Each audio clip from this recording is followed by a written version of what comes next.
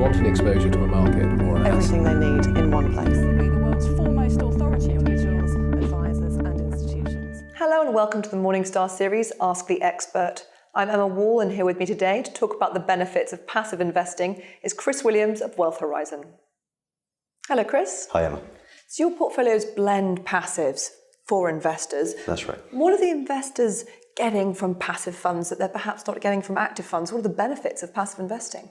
Well, I think for the majority of our clients, their needs are fairly straightforward. And we encourage them to understand the risk and return characteristics of their portfolio over a longer period of time.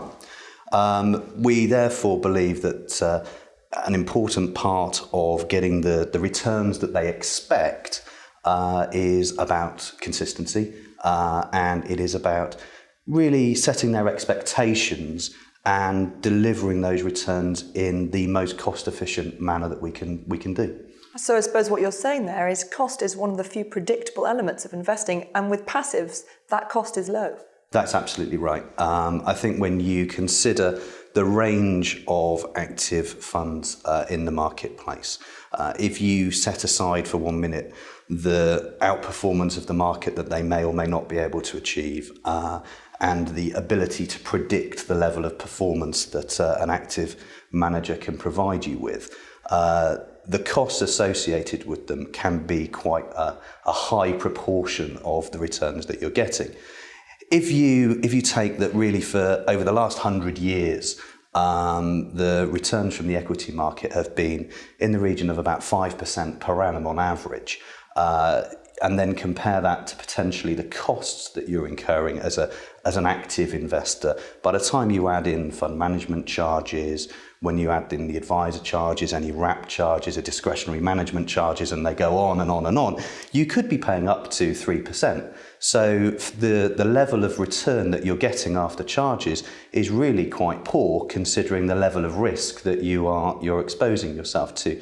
So we believe that being able to keep those costs down over the longer term will certainly provide the investor with a much more predictable return.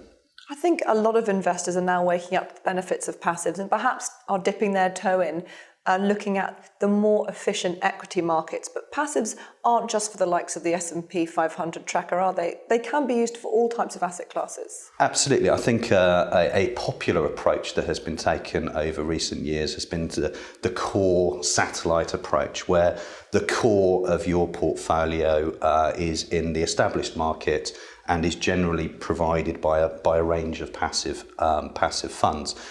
The satellite approach, or the smaller elements of more sophisticated market, have then been provided by active portfolios. You can see the logic for that in terms of there may be slightly more complex markets, there may be better opportunities for an active manager to potentially provide outperformance. But we believe that actually there is such a range of passive portfolios these days that it makes sense to not just restrict the passive portfolios to that core element of your portfolio. Chris, thank you very much. It's a pleasure. This is Emma Wall for Morningstar. Thank you for watching.